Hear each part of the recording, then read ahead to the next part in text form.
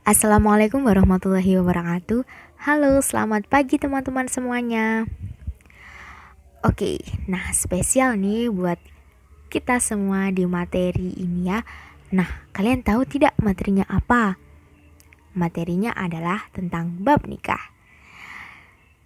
Nah, jangan lupa ya, check it out. Di sini ada 3 materi yaitu berbentuk makalah, PPT, sama video. Dan kami ucapkan terima kasih banyak kepada teman-teman yang telah mendengarkan dan telah melihat PPT maupun video kami. Nah, sebelum ke komponen selanjutnya, kita kenalan dulu ya, biar kita saling kenal. Oke. Pertama adalah ada Mbak Umidah Lestari, yang kedua ada Reni Setiawati, dan yang terakhir adalah saya sendiri, Anis Roma Hidayati. Oke, check it out.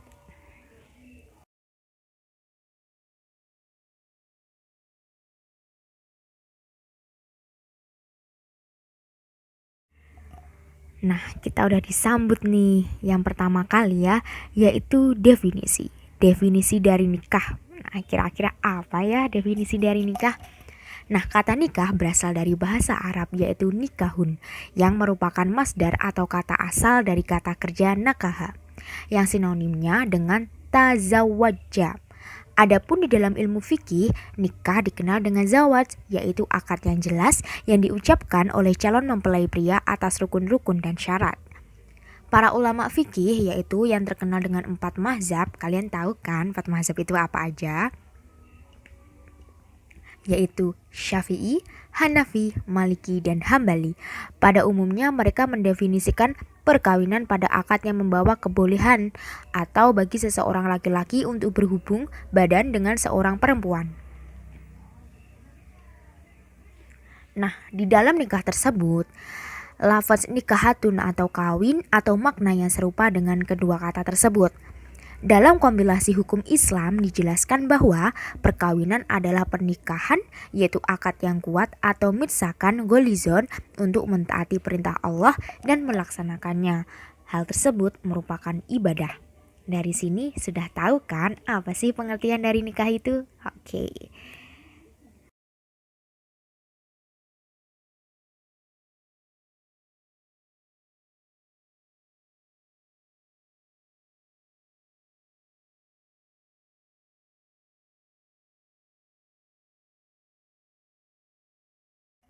Selanjutnya adalah mengenai syarat dan rukun pernikahan. Ini wajib diketahui oleh kita semua nih teman-teman. Ada syarat, ada rukun juga. Jadi kita harus tahu apa sih syaratnya dan apa rukun dari pernikahan tersebut. Nah, syarat pernikahan itu ada 5. Yang pertama ada calon suami, calon istri, ada wali, ijab kabul, dan mahar. Nah, kalian pasti juga memikirkan kan, masa pernikahan kita tanpa suami? Nah, itu juga nggak sempurna dan nggak bisa berjalan. Sama juga kalau kita ada calon suami dan istri tapi tidak ada wali, itu juga nggak sah juga. Nah, jadi kelima syarat tersebut harus dan wajib dipenuhi. Selanjutnya adalah rukun pernikahan. Di dalam rukun pernikahan ada 4 nih yang wajib kita ketahui. Yang pertama adalah adanya calon suami dan istri yang akan melakukan pernikahan. Ini wajib. Karena namanya pernikahan, ya kan, saling menyatukan, jadi harus ada suami dan istri. Yang kedua adalah adanya wali dari pihak calon pengantin wanita. Ini juga wajib karena wanita tuh harus ada walinya ketika ada pernikahan. Jadi wali itu wajib ya. Selanjutnya yang ketiga adalah adanya 2 orang saksi. Yang terakhir adalah zikot akad nikah. Tahu nggak zigot itu apa? Nah, di makalah sudah dijelaskan dengan lengkap apa sih zigot itu. Nah, zigot itu adalah ijab kabul. Jadi ijab kabul saat akad nikah.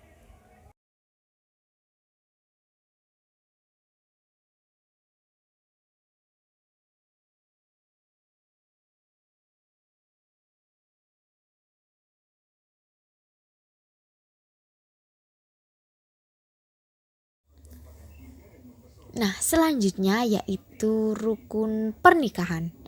Nah, apa sih rukun pernikahan itu? Nah, rukun pernikahan itu ada 4. Yang pertama adalah adanya calon suami dan istri yang akan melakukan pernikahan.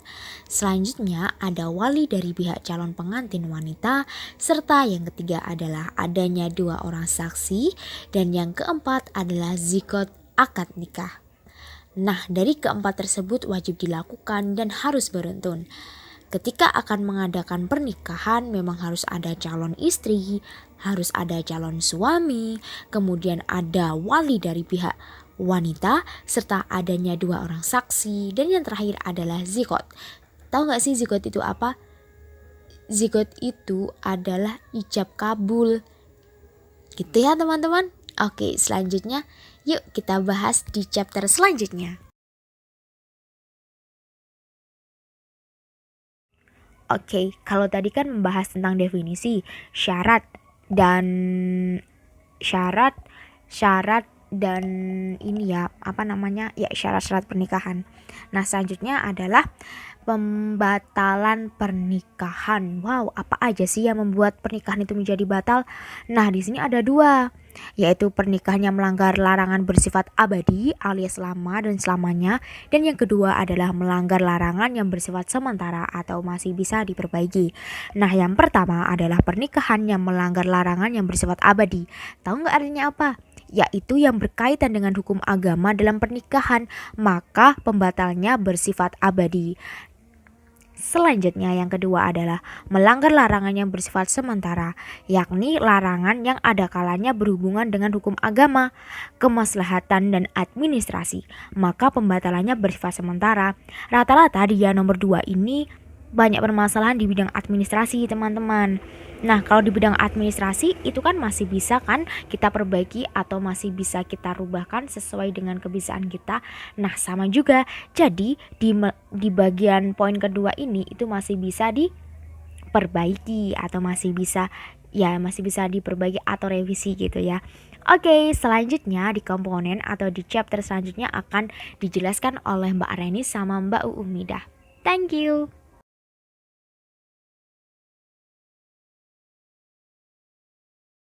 Oke, saya akan melanjutkan menjelaskan dari pemateri sebelumnya yang sudah menjelaskan tentang definisi, syarat dan rukun pernikahan, dan pembatalan pernikahan. Di sini saya akan menjelaskan mengenai hukum pernikahan. Apa sih hukum pernikahan itu? Hukum pernikahan itu ada 5, yaitu yang pertama, melakukan pernikahan yang hukumnya wajib bagi orang yang telah mempunyai kemauan dan kemampuan untuk menikah dan dikhawatirkan akan tergelincir pada perbuatan zina. Seandainya tidak menikah, maka hukum melakukan pernikahan bagi orang tersebut adalah wajib. Yang kedua, melakukan pernikahan yang hukumnya sunnah. Orang yang telah mempunyai kemauan dan kemampuan untuk melangsungkan pernikahan, tetapi kalau tidak menikah, tidak dikhawatirkan akan berbuat zina, maka hukum melakukan pernikahan bagi orang tersebut adalah sunnah. Yang ketiga, melakukan pernikahan yang hukumnya haram bagi orang yang tidak mempunyai keinginan dan tidak mempunyai kemampuan serta tanggung jawab untuk melaksanakan kewajiban-kewajiban dalam rumah tangga. Selanjutnya yang keempat, melakukan pernikahan yang hukumnya makruh bagi orang yang mempunyai kemampuan untuk melakukan pernikahan juga cukup mempunyai kemampuan untuk menahan diri sehingga tidak memungkinkan dirinya tergelincir berbuat zina sekiranya tidak menikah. Untuk yang terakhir, melakukan pernikahan yang hukumnya mubah bagi yang mempunyai kemampuan untuk melakukannya, tetapi apabila tidak melakukannya tidak khawatir akan berbuat zina, dan apabila melakukannya juga tidak akan menelantarkan istrinya.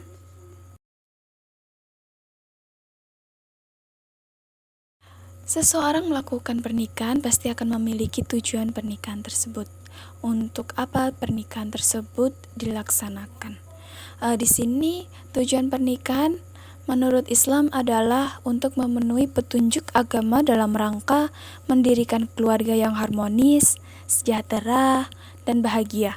Namun, pada umumnya tujuan pernikahan bergantung pada masing-masing individu yang akan melaksanakan pernikahan karena lebih bersifat subjektif.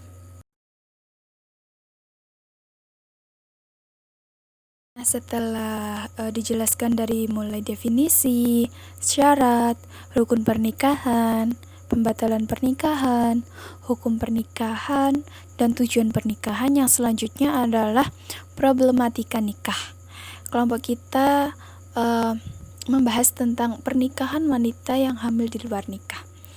Istilah pernikahan wanita yang hamil di luar nikah maksudnya adalah akad nikah yang dilakukan oleh seorang wanita pada saat ia sedang dalam keadaan hamil atau mengandung janin dalam perutnya, sebagai akibat dari telah terjadinya hubungan kelamin antara dirinya dengan seorang lelaki, di mana hubungan kelamin tersebut dilakukan di luar ikatan akad nikah, baik dengan cara zina ataupun diperkosa.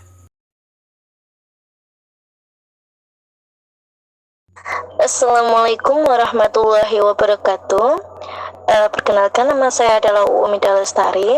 Di sini saya akan melanjutkan tentang pandangan fikih dalam problematika pernikahan yang hamil di luar nikah. Yang pertama ada pandangan menurut ulama Hanafiyah. Beliau berpendapat bahwa hukumnya sah menikahi wanita hamil akibat zina apabila yang menikahi adalah lelaki yang menghamilinya.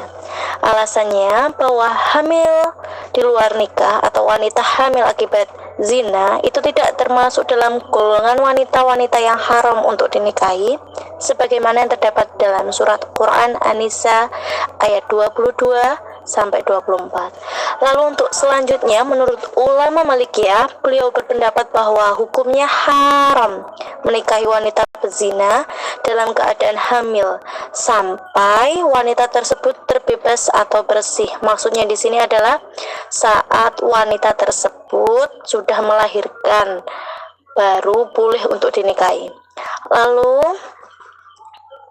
pada slide selanjutnya yaitu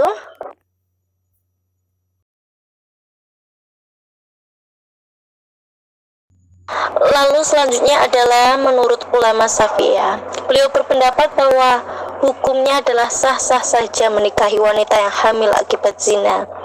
Baik itu yang menikahi adalah laki-laki yang menghamilinya ataupun bukan yang menghamilinya. Karena alasannya sama seperti tadi, bahwa wanita yang hamil tadi bukanlah termasuk golongan wanita yang haram untuk dinikahi. Lalu yang selanjutnya menurut ulama Hanabilah, beliau berpendapat bahwa hukumnya tidak sah bagi seorang laki-laki menikahi wanita yang diketahuinya telah berbuat zina, baik itu dengan laki-laki yang bukan menzinainya, terlebih lagi dengan laki-laki yang menzinainya, kecuali wanita tersebut memiliki dua syarat, yaitu yang pertama, telah selesai masa iddahnya atau selesai melahirkan kandungannya. Lalu yang kedua yaitu wanita tersebut sudah bertaubat. Begitu. Dan persoalan tentang nasab pasti dipertanyakan, bagaimana nasab dari anak tersebut? Apakah anak tersebut bisa dikatakan anak haram? Tidak. Perbuatan zina tersebut haram, tapi anak yang tidak mengetahui apa-apa dari perbuatan orang tuanya tidak bisa dikatakan bahwa anak itu haram. Anak itu suci ya.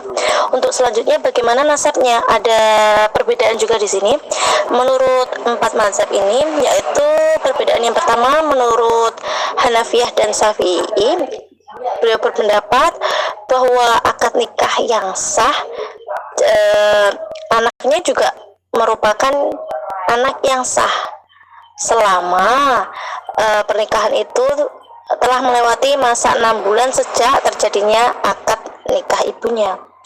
Maka nasabnya bisa dihubungkan kepada suami dari ibunya tersebut. Namun apabila kurang, maka nasabnya akan dihubungkan kepada ibunya saja. Lalu untuk menurut ulama Malikiyah dan Hanabilah, beliau berpendapat bahwa akad nikah dilakukan oleh wanita yang sedang hamil itu tidak sah, sehingga tidak ada hubungan nasab antara anak dengan suami ibunya. Nasabnya hanya dihubungkan kepada ibunya saja.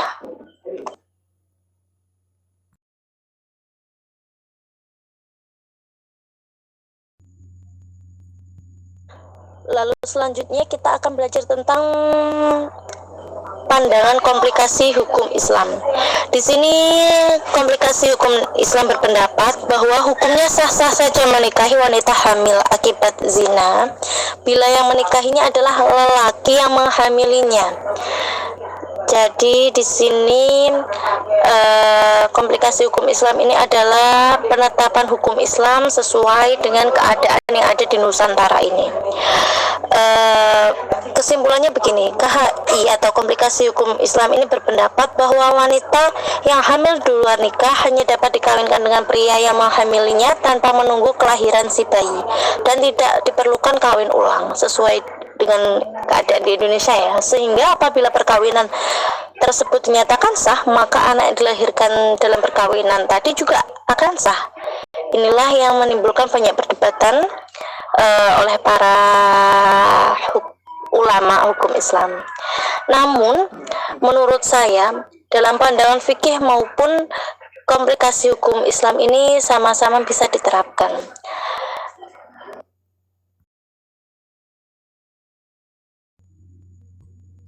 Untuk selanjutnya, setelah penjelasan dari kami, ada pertanyaan. Mungkin jika ada pertanyaan bisa ditanyakan. Dengan senang hati kami akan menjawab pertanyaan dari teman-teman. Terima kasih. Wassalamualaikum warahmatullahi wabarakatuh.